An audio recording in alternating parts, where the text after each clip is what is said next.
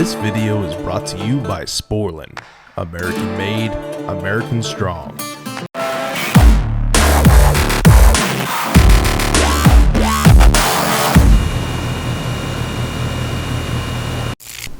What's up, guys? I'm just taking a little water break here. Been cleaning out my van this afternoon.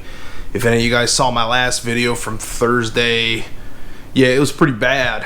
I really let it go, and it's time to gut it, start from scratch. But while I was cleaning it out, I thought maybe I'd show you guys and do a quick update follow-up video on the Veto TP3B bag, the little pouch that I reviewed a few months ago.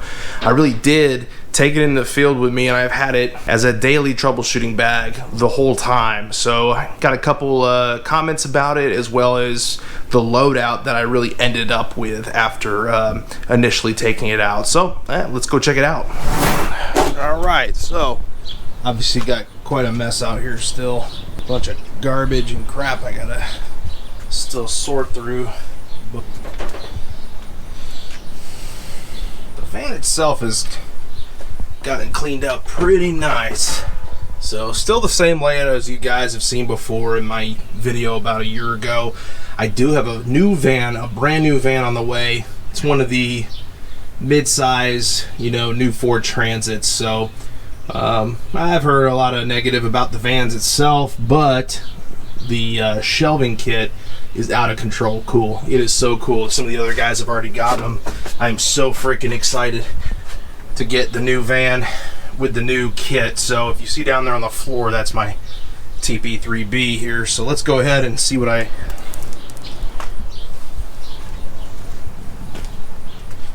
ended up doing here. So I ended up kind of keeping it pretty simple. It's a little bit different from the review video where I did kind of a potential kind of vague loadout. So I am keeping a meter right up front like I did in the video. I do still have the pill case for small parts and bits, fuses, screws, caps, Schrader core, stuff like that. I ended up using this front pocket for a long set of jumpers, a couple other little bits in there, a pan, a service wrench, my plunger leads. These are fantastic. These go with the lead kit here that I actually, this is from Fluke. Great. It was called their, I think, Master Industrial set, and I've loved it. It's lasted me a few years so far. Lots of different attachments. These are the only two I keep on this bag. Keep an 11-in-1. I keep a thermostat screwdriver, a Baco adjustable wrench here.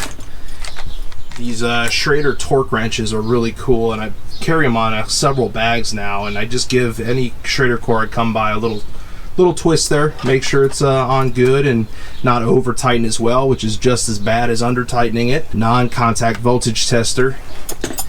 I keep strippers, crimpers, dikes, and a heavy duty needle nose. Keep a bunch of wire ties here, a small and a medium channel lock, just your small UEI temperature probe. And then on the back, I kind of clipped on a couple things I use every day: a headlamp, electrical tape, and then also I kept one hasp and a key for a padlock for lockout tagout. So always something you guys should have with you, whether you think you need it or not. It's just the right way to do it. So guys, all in all, I am so impressed with how this bag is done. I really had apprehension about going to an open top bag. I never had one before, so to me it was just like all I could see was losing tools written all over it. So as you can see, I tipped the whole bag. I lost my wire ties and my 11-in-1, but overall though, this bag really stays tight and put together. Okay, so I lost a couple little things, but not nearly the disaster I thought it would be initially. So really though, the tools fit snugly in these pockets. I could lift the bag up by these channel locks.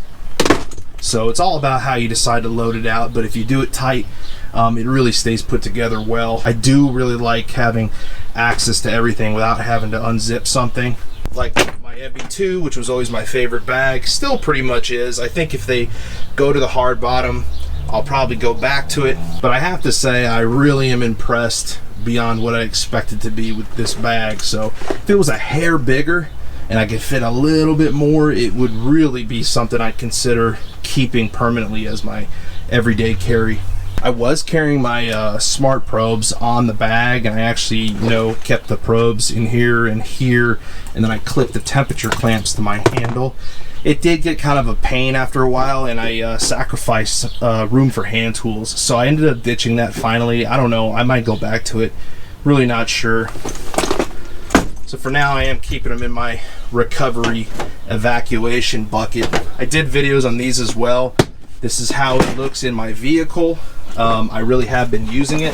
The only thing I did change was I did just consolidate it into one bucket. So for now, it's good enough for me. I can keep all my hoses in there snugly, and rags, and Widowmaker, and then I am keeping my probes in here for now, but GFCI for my extension cords. I usually keep a quart or two of oil in here for my vacuum pump. Yeah, hell, I guess while I'm here, I'll update this lid. This is what I ended up with for both evacuation and recovery. So again, I keep a bunch of assorted caps and gaskets, depressors, Schrader cores in here. This is one of those quick charge, metering devices to charge liquid into your low side. I lost my little blue yellow jacket one, so I'm definitely going to pick one up. This one's a bit bulky. 5/16 1/4" Schrader core removal tools, some nylog, some valves here for my one-shot tanks when I use them, yellow jacket gasket removal tool, some acid tests, a whole bunch of Appion rebuild kits, a bunch of AAA alkaline batteries for the micron gauge, as well as my smart probes if they're in the bucket. Blue Vac Mini for now. Really do want to upgrade that soon. Another one of those torque wrenches for Schrader cores, offset service wrench, small 3-inch hose, solenoid magnet, and of course my coupler for the micron gauge. So this is after doing the demo videos. This is what I ended up doing once I put it into practice in the field. So this is what I've come up with. It takes care of me for the most part for evacuation and recovery, start to finish, with one trip to the van. Grab the bucket, you're all good to go. So anyways, that was a little off topic. The video was supposed to be about the TP3B. I don't want to make this too long. This is just a quick video. Frankly, I got to go talk to Brent Ridley and Billy Noth on the Tool Pros podcast here in a minute. But I just thought while I was cleaning this van, I'd give a quick update on that stuff. But I do got to go. I got to somehow find a way to clean all that stuff in the next half hour, get it back in the van. So hope you're all having a great week. Stay safe until Thursday when I see you next. And we'll see you on the next one.